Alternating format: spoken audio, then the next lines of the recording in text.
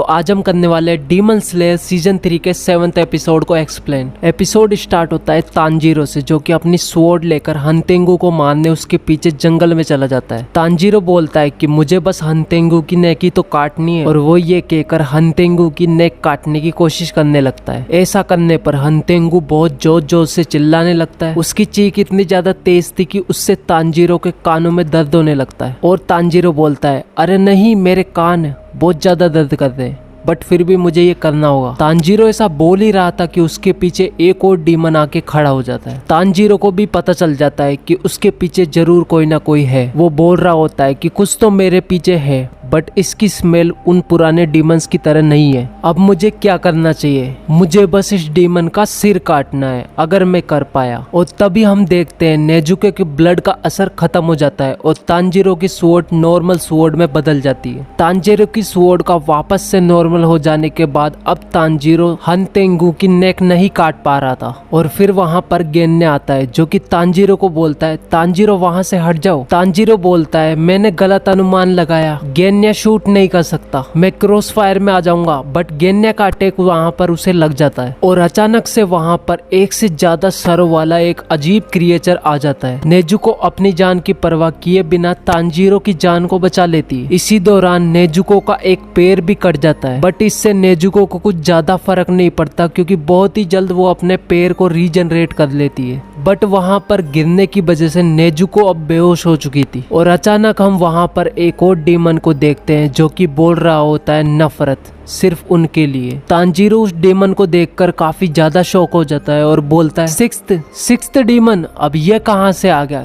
क्या यहाँ पर कोई मजाक चल रहा है? नहीं, ये सिक्स्थ डीमन नहीं है। अब मैं उन चारों डीमंस को भी सेंस नहीं कर पा रहा हूँ। वहाँ पर गेन्या बोलता है अब ये क्या हुआ, हम इस नतीजे पर कैसे पहुंचे? वो चीज अभी थोड़ी देर पहले एक एंगर डीमन थी। जब तांजीरो उस छोटे डीमन की नेक काट रहा था, तो इस एंगर डीमन ने अपने दोनों हाथों को ऊपर उठाकर एक ही पल में अपने सारे साथियों को एब्जॉर्ब कर लिया था। और फिर उसके बाद वो आईजित्सु के पास गया, उसे वो अपना मुंह खोलने के लिए बोला, और जब आईजित्सु ने उसे रोकने की कोशिश की तो उस एंगर डीमन ने उसे भी एब्जॉर्ब कर लिया, और फिर इस तरीके से उस एंगर डीमन की बॉडी उस चीज में चेंज हो गई। तो ये क्या है? वो सभी अलग अलग नहीं हुए, बल्कि सभी का कॉम्बिनेशन बनकर एक डीमन बन गया। बट ये उन डीमन से ज्यादा यंग लग रहा है, एक बच्चा, क्योंकि उन डीमंस में से एक छोटा डीमन भी था जिसका ज्यादातर अंश शायद इस डीमन में है, और शायद यही इस डीमन की मेन बॉडी भी है। इसके बाद वो डीमन एक ड्रम को बजाता है, जिससे हंतेंगू पूरा कवर्ड हो जाता है, और अब वहाँ पर वो डीमन और तांजीरो एक दूसरे को देख रहे होते हैं। तांजीरो घबराया हुआ होता है और बोलता है मुझे सांस नहीं आ रही, इसका ऑरा का प्रेशर बहुत ज्यादा तेज है, इतना कि मैं इसके कारण हुए दर्द को अपने हार्ट में फील कर सकता हूँ। इससे गेन्या भी घबरा जाता है। अब वो डीमन बोलता है हे तुम इवल्स, क्या तुम्हें ये पसंद नहीं आ रहा जो मैं यहाँ पर कर रहा हूँ? गेन्या अब मन में बोलता है ये क्या हो रहा है, ये कैसी आवाज है, मैं अपने शरीर को हिला क्यों नहीं पा रहा, मेरी सारी स्ट्रेंथ मेरी बॉडी को क्यों छोड़ रही है? अब डीमन बोलता है कि केवल ह्यूमन ही ऐसे क्रिएचर नहीं है जो कि एक्सप्लोसिव स्ट्रेंथ को रिलीज करते हैं। वहाँ पर हंतेंगू नाम का डीमन हमेशा से ही छुपे रहता है, और जब भी कोई मुसीबत आती है तो उसके इमोशन पर्सन बन के बाहर निकलते हैं, और उसके ब्लड डीमन आर्ट की वजह से वो स्प्लिट हो जाते हैं, और इसी तरीके से ये फाइट को जीतता है। इस डीमन की जितनी ज्यादा बर्थ सिचुएशन होती है, उतना ही ये स्ट्रॉन्ग बनता जाता है। और अब तांजीरो उस डेविल से पूछता है क्यों हम इवल है? डीमन बोलता है क्योंकि तुम वीकलिंग्स को परेशान करते हो, और तुम उस वीकलिंग को काट डालना चाहते थे, है ना?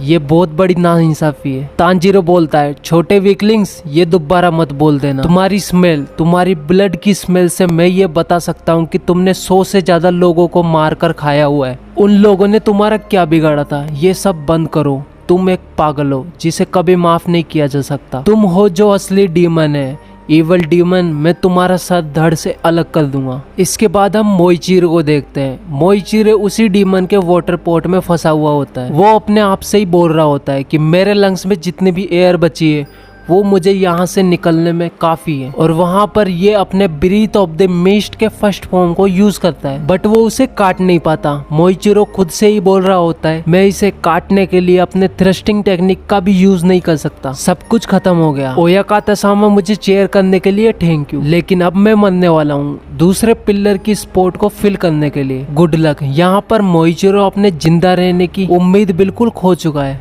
तभी तांजीरो की आवाज आती है, वो बोलता है कि फ्यूचर ने तुम्हारे लिए क्या सोच रखा है ये किसी को भी नहीं पता। और मोइचिरो अपने मन में बोलता है, वेट, तांजीरो ने ये मुझसे कभी नहीं कहा। जिसके जवाब में तांजीरो कहता है, तो किसने कहा? और अब हम उस झोपड़ी को देख रहे होते हैं जहाँ पर मिस्टर हागानाजुका काम कर रहे होते हैं। और तभी ग्योको वहाँ पर आकर कानामोरी सान पर आकर अटैक करने लग जाता है। ग्योको कानामोरी सान से बोलता है कि तुम इस झोपड़ी को बचाने के लिए इतनी कोशिश क्यों कर रहे हो? मुझे नहीं लगता विलेज का चीफ इस कुटिया में होगा। अब ग्योको हागानाजुका को काम करते हुए देख रहा होता है और वहाँ पर हागानाजुका इतने कॉन्सेंट्रेशन से अपने ब्लेड पर काम कर रहे थे कि उनके पीछे डीमन खड़ा है ये भी उन्हें तक नहीं पता था। वो बोलते हैं, ये एक ग्रेट ब्लेड है, मैंने ऐसी ब्लेड पहले कभी नहीं बनाई। और फिर ग्योको बोलता है, एक यंग मैन, इसका फ्लैश 40 साल के व्यक्ति से कम है, तो ये तो चीफ बिल्कुल नहीं हो सकता। अब ग्योको बहुत जोर से हागानाजुका नाम बोलने लगता है, बट फिर भी हागानाजुका उस पर ध्यान नहीं देते, जिस पर ग्योको बोलता है कि मैंने ऐसा कंसंट्रेशन पहले कभी नहीं देखा। ग्योको बोलता है, क्या कमाल का कंसंट्रेशन है, ये आदमी अपने काम में इतना मगन हो चुका है कि इसका ध्यान द मार्वलस ग्योको पर भी नहीं जा रहा। ग्योको बोलता है कि मैं कभी भी ऐसा कंसंट्रेशन नहीं कर पाया और मैं इससे हार भी नहीं सकता। तब वो उनके ऊपर अटैक करना स्टार्ट कर देता है, जिससे मिस्टर हागानाजुका को काफी ज्यादा चोट लग जाती है। इसके बाद वहाँ पर एक और डीमन आ जाता है।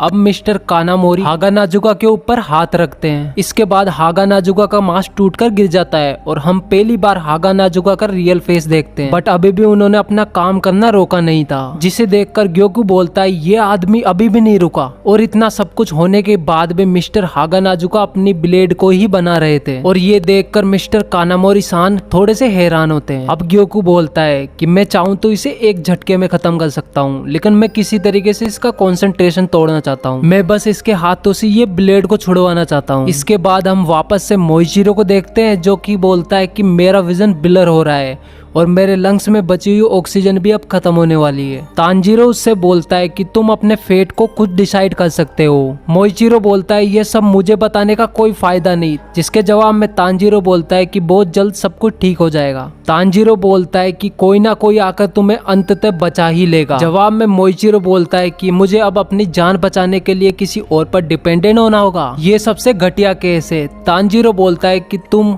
अकेले ही कम काम कर सकते हो, इसी वजह से लोगों को साथ मिलकर काम करना चाहिए और एक दूसरे का सपोर्ट भी करना चाहिए। मोइचिरो बोलता है कि कोई भी मुझे बचाने नहीं आने वाला, वो सबके सब मुझसे कमजोर है, मुझे हार्ड वर्क करना चाहिए था, लेकिन मैंने गलती की, मैंने अपनी स्ट्रेंथ को कुछ ज्यादा ही समझ लिया क्योंकि मैं एक पिलर था। तांजीरो बोलता है कि तुम गलत नहीं हो, तुम अभी भी ठीक हो। मोइचिरो बोलता है कि मैं अपनी गलती की वजह से आज मरने वाला हूँ। और तब उसकी एक आंख धीरे धीरे खुलती है। वो कोतेत्सु को देखता है जो कि उसे बाहर निकालने की कोशिश कर रहा था। कोतेत्सु बोलता है, तुम मर नहीं सकते टोकुटुसान, उठ जाओ, मैं तुम्हें बचा लूंगा, मैं तुम्हें यहाँ से निकाल लूंगा। बट वहाँ पर कोतेत्सु कई बार प्रयास करने के बाद भी उस बबल को नहीं तोड़ पाता। कोतेत्सु मोइचिरो से बोलता है, ये क्या चीज है? मोइचिरो बोलता है कि मैं इसे नहीं काट पाया और तुम भी इसे नहीं काट पाओगे, तुम्हें जाकर चीफ को बचाना चाहिए, शायद ये चीज तुम्हारे लिए पॉसिबल होगी, तुम्हारे हाथ में जो ब्लेड उसे पकड़ो और भागो यहाँ से। तभी वहाँ पर पीछे से एक फिश डीमन भी आ जाता है। मोइचिरो कोतेत्सु को बोलता है, हे तुम्हारे पीछे, और इतना कहते ही वो फिश डीमन कोतेत्सु पर अटैक करने लग जाता है, जिससे कोतेत्सु का ब्लड निकलने लगता है। और अब मोइचिरो उसे बोलता है, ये तुम क्या कर रहे हो, छोड़ो सब और यहाँ से भाग जाओ। इतने में ही वो फिश डीमन केत्सु के पेट पर अटैक करता है। मोइचिरो अटैक देख कर पता लगा लेता है कि केत्सु भी ज्यादा देर तक जिंदा नहीं रहने वाला। वो केत्सु को अपना घाव ढक कर वहाँ से चले जाने को बोलता है, बट केत्सु फिर भी उसी की तरफ बढ़ रहा था। मोइचिरो केत्सु से बोलता है कि मेरे पास मत आओ, इसे काटने की कोशिश मत करो,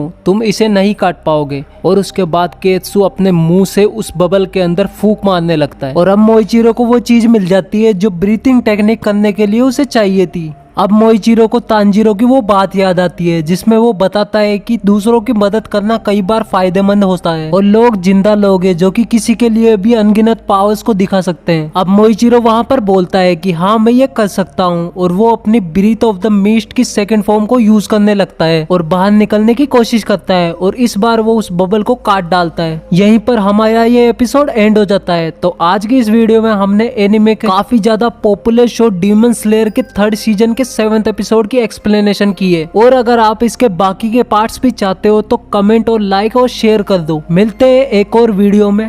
बाय।